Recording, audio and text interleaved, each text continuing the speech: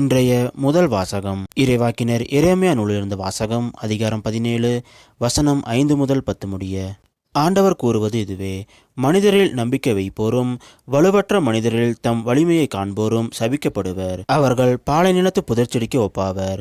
பருவ காலத்திலும் அவர்கள் பயனடையார். பாலை நிலத்தின் வறண்ட பகுதிகளிலும் யாரும் வாழா உவர் நிலத்திலுமே அவர்கள் குடியிருப்பர்.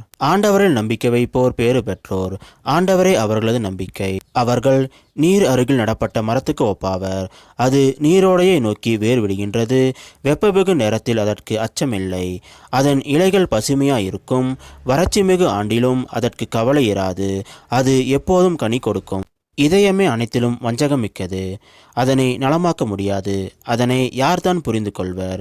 ஆண்டவராகிய நானே இதய சிந்தனைகளை ஆய்பவர், உள் உணர்வுகளை சோதித்து அறிபவர், ஒவ்வொருவரின் வழிகளுக்கும் செயல்களின் விளைவுக்கும் ஏற்றவாறு நடத்துபவர்.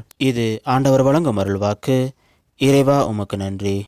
இன்றைய நற்செய்தி புனித லூக்கா எழுதிய நற்செய்தியிலிருந்து வாசகம் அதிகாரம் 16 வசனம் 19 முதல் 31 முடிய.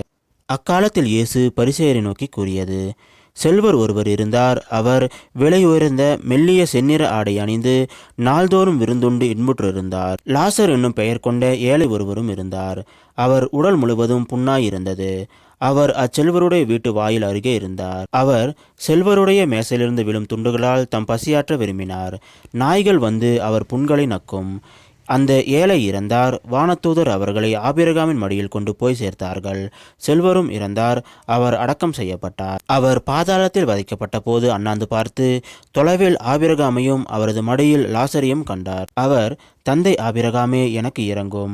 லாசர் தமது விரல் நுனியை தண்ணீரில் நனைத்து எனது நாவை குளிரச் செய்ய அவரை அனுப்பும். ஏனெனில் இந்த தீப்பிழம்பில் நான் மிகுந்த வேதனைப்படுகிறேன் என்று உரக்க கூறினார். அதற்கு ஆபிரகாம்: மகனே, நீ உன் வாழ்நாளில் நலன்களையே பெற்றாய்.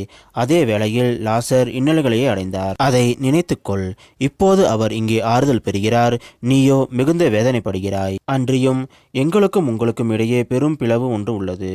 ஆகையால் இங்கிருந்து ஒருவர் உங்களிடம் வர விரும்பினாலும் கடந்து வர இயலாது. அங்கிருந்து நீங்கள் எங்களிடம் கடந்து வரவும் இயலாது என்றார். அவர்: அப்படியானால் தந்தையே, அவரை என் தந்தை வீட்டுக்கு அனுப்புமாறு உம்மிடம் வேண்டுகிறேன்.